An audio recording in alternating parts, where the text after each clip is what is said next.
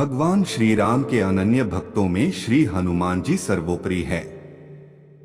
प्रभु श्री राम के लिए उन्होंने अपना समस्त जीवन समर्पित कर दिया। लंका जलाने, राक्षसों को मारने एवं रामराज्य की व्यवस्था में हनुमान जी का उत्कृष्टतम योगदान रहा है। उनके अंदर जो अलौकिक शक्तियां थीं, वे भगवान राम की कृपा से आई, किंतु उन्होंने भगवान सूर्य से गायत्री मंत्र की दीक्षा प्राप्त करके जो साधना संपन्न की, उसका योगदान कम नहीं था।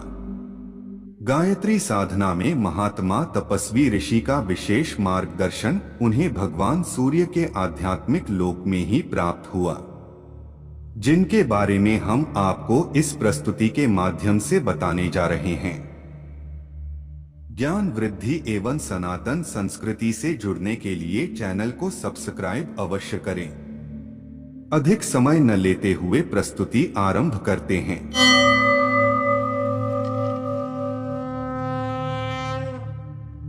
एक बार मतंग ऋषि के आश्रम में मां अंजनी के साथ श्री हनुमान जी उपस्थित थे।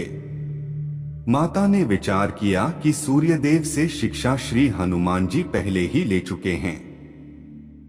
उन्होंने ही इनका उपनयन संस्कार संपन्न किया है, वहीं इनके आचार्य भी है। अब हनुमान को आगे उन्हीं से शिक्षा प्राप्त करनी चाहिए। ऐसा विचार करके माता अंजनी ने हनुमान जी की ओर प्यार से देखते हुए कहा, पुत्र, आगे की शिक्षा प्राप्त करने के लिए तुम्हें श्री राम के पावन नाम का स्मरण करते हुए सूर्यलोक प्रस्थान करना होगा। अपनी माता की बात धैर्यपूर्वक सुनकर उन्होंने कहा, जैसी आपकी आज्ञा मां। हनुमान जी ने सभी को प्रणाम कर सूर्यलोक की ओर प्रस्थान किया। राम नाम की मणि उनके पास थी, उनके लिए कुछ भी असंभव नहीं था, इसलिए सूर्यलोक तक पहुंचना उनको बहुत सरल लगा। सूर्यलोक का एहसास अब उन्हें होने लगा था। सूर्यदेव का यह क्षेत्र पवित्रता, प्रभाव व प्रकाश से पूर्ण था। यहाँ सात्विक एवं दिव्य ऊर्जा ये सभी दिशाओं में फैली हुई थी। हनुमान जी यहाँ आकर ठिठक गए। आगे कोई भी मार्ग नहीं सूझ रहा था। अब क्या करें? यही सोचते हुए उन्होंने प्रभु श्री राम के पावन नाम का स्मरण किया। हनुमान जी को ज्ञात था कि राम नाम के दो अक्षर विवेक, वैराग्य, श्रद्धा, विश्वास, ज्ञान, भक्ति एवं तप व समर्पण के प्रतीक हैं। जहाँ सभी साधनाओं व साधनों की गतियां थम जाती है, वहां से श्री राम का नाम साधक का मार्गदर्शन कर देता है। यही सोचकर हनुमान जी अपने अंतःकरण में श्री राम नाम का भावपूर्ण स्मरण करने लगे। वे ऐसे लीन हुए कि उन्हें देश, काल व दशा दिशा का कुछ भी ज्ञान नहीं रहा। बस आनंद व अहोभाव में यह क्षण बीतने लगे। तभी एक तेजस्वी स्वर ने उन्हें पुकारा, वत्स हनुमान। इस स्वर में बड़ी आत्मीयता घुली थी। सहज मिठास का इसमें समावेश था। भावनाएं इसमें भरी हुई थी। इस पुकार से वे सचेत हुए। सामने देखा तो एक परम तेजस्वी ऋषि खड़े थे। उन्होंने स्वयं ही अपना परिचय दिया। वत्स, मेरा नाम महातपा है। सभी के प्रेरक परमात्मा की प्रेरणा से मैं यहाँ पर आया हूँ। मेरा दायित्व है कि मैं तुम्हारे आगे के पद को प्रकाशित करूं।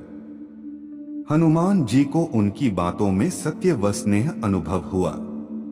ऋषि महातपा ने उनसे कहा कि पुत्र, यहाँ से आगे सूर्य का वह परम दिव्य क्षेत्र है जहाँ केवल वही आत्माएं जा सकती है जिन्होंने अपने संपूर्ण अस्तित्व को प्रकाशित कर लिया हो और जिनके सभी पंचकोश मां गायत्री के तेज से पूरी तरह से प्रकाशित हो। इतना कहकर ऋषि महातपस्वी ने उनसे कहा, गायत्री मंत्र में सृष्टि के समस्त ज्ञान व विज्ञान की धाराएं समाई है।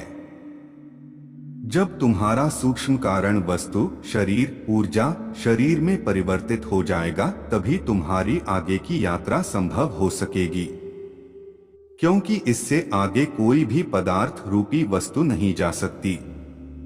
केवल सात्विक एवं दिव्य ऊर्जा ये यहाँ से आगे जा सकती है।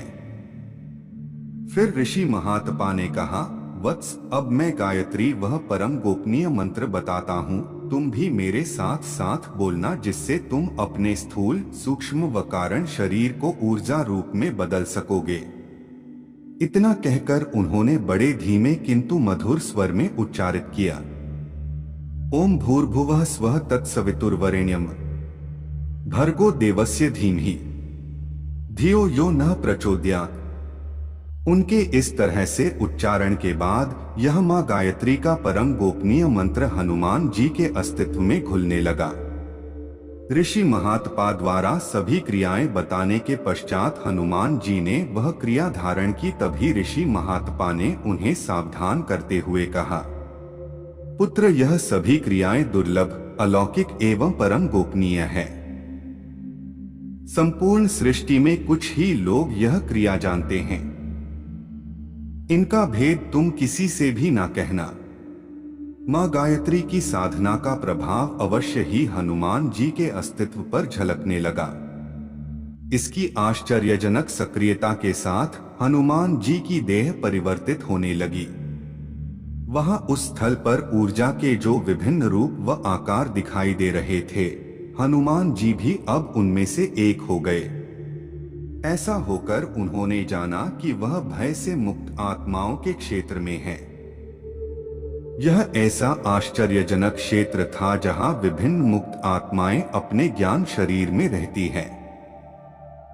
यह बहुत विचित्र अनुभूति थी। इस ऊर्जा शरीर को पाने के बाद अब वहां के सभी रहस्य एक एक करके हनुमान जी के सामने प्रकट हो रहे थे।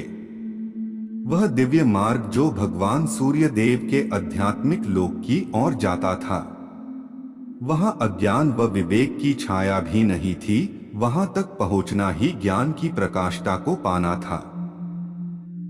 आज की इस प्रस्तुति में केवल इतना ही। अब हमारी भेंट अगली ज्ञानवर्धक प्रस्तुति में होगी। हम आशा करते हैं कि हमारी आज की प्रस्तुति आपको पसंद आई होगी। अपने विचार हम सभी के समक्ष अभिव्यक्त करने के लिए कमेंट करें, वीडियो को शेयर करें, वह चैनल को सब्सक्राइब करें।